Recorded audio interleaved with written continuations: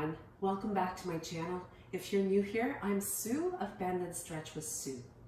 In today's video, I wanted to speak with you about mindfulness.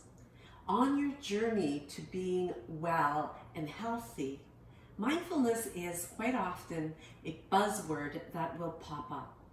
So what does it mean? What's it all about? And how do you become mindful? Well, our minds tend to spend most of their time residing in the past, reliving events that have already occurred, and quite often creating stress from reliving those experiences that we perhaps could have done better, thinking about what we should have said, what we should have done, and reliving it over and over again. Another place where we spend a lot of our time is in the future, in anticipation of what will happen, what may happen, and even really having a lot of fear associated with certain things that never do actually happen and which you may have absolutely no control over. So being mindful is about being right here, right now, in this moment. And as the word present implies, it is a gift, one that we so often just let slip right through our fingers because we're spending our time in the past, not able to change things that have already happened, or in the future before they even ever happen, and most of them never do. Now, switching gears from that self-talk, that mental chatter that goes on incessantly is perhaps a little bit easier said than done. So if you stick with me to the end of the video, I'll give you a few tools that can help you to be more present and really enjoy this gift of being in the moment. Now, what is it all about? What happens when we are spending time in these areas that we can't really control, we can't change, is that it starts to trigger a lot of stress within our body. The fight or flight response is turned on, which is the parasympathetic nervous system.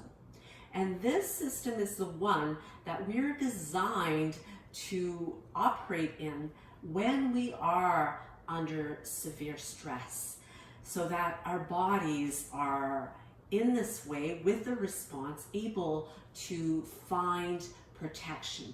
So if you're being chased by a tiger, as perhaps might have been the case in the caveman days, all of the body's systems suddenly create a surge of energy where your heart rate quickens.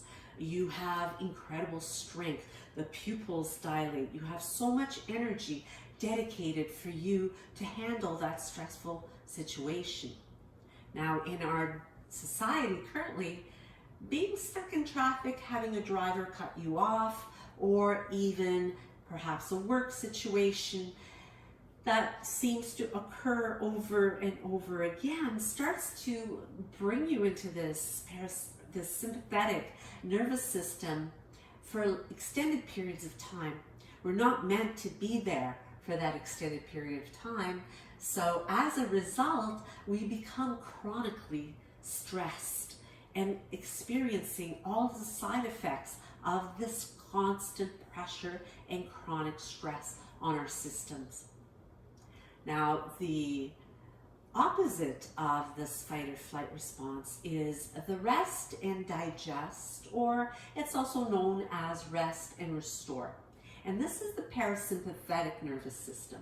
In this one, the blood pressure lowers, the pupil constrict, the heart rate lowers and slows down. So this really allows you to have more energy ready for your body to function as it should in its most healthy state. So finding ways of bringing yourself into the parasympathetic nervous system, into this rest and digest, is really the way to be more healthy and become more present as well. Now, how do we do that is quite often the challenge. So really becoming physical is a great way to manage our stress and to move into that parasympathetic nervous system. A yoga practice is a wonderful way, particularly the yin yoga practice, great way to move into this rest and digest state. Meditation is also a wonderful way to get in touch with being present and being in the here and now. And as you become more accustomed to moving into that state, you start to have more control over the stress in your life. So does that mean we should never be stressed? Of course not. Stress is actually something that is beneficial to you because, let's face it, our life is never allowing us to stay in that warm cocoon of rest and restore.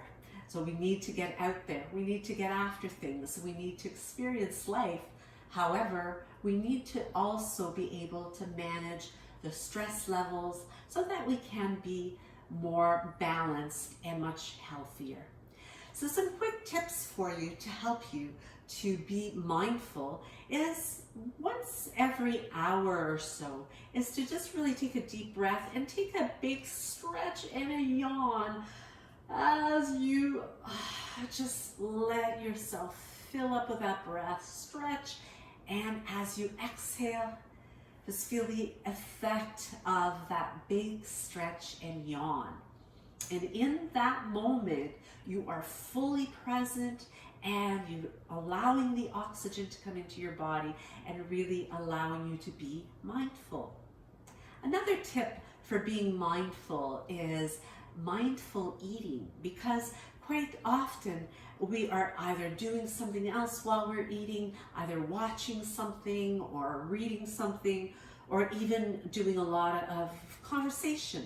So once in a while, if you're able to just step away, and I've got an example here, I have a piece of fruit, you could use a piece of chocolate if you prefer it, but mindful eating really is about connecting with what you are doing in the moment. So you may take that item which you're going to eat and hold it in your hand, feel its temperature, feel its texture as well. You can bring it up to your nose and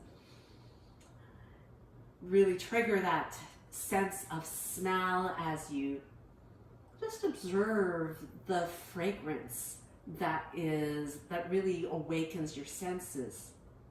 Next, you may take it and actually touch that particular food item to your tongue.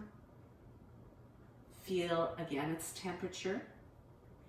Feel the sensation within the taste buds that are triggered. And from there, you can take a bite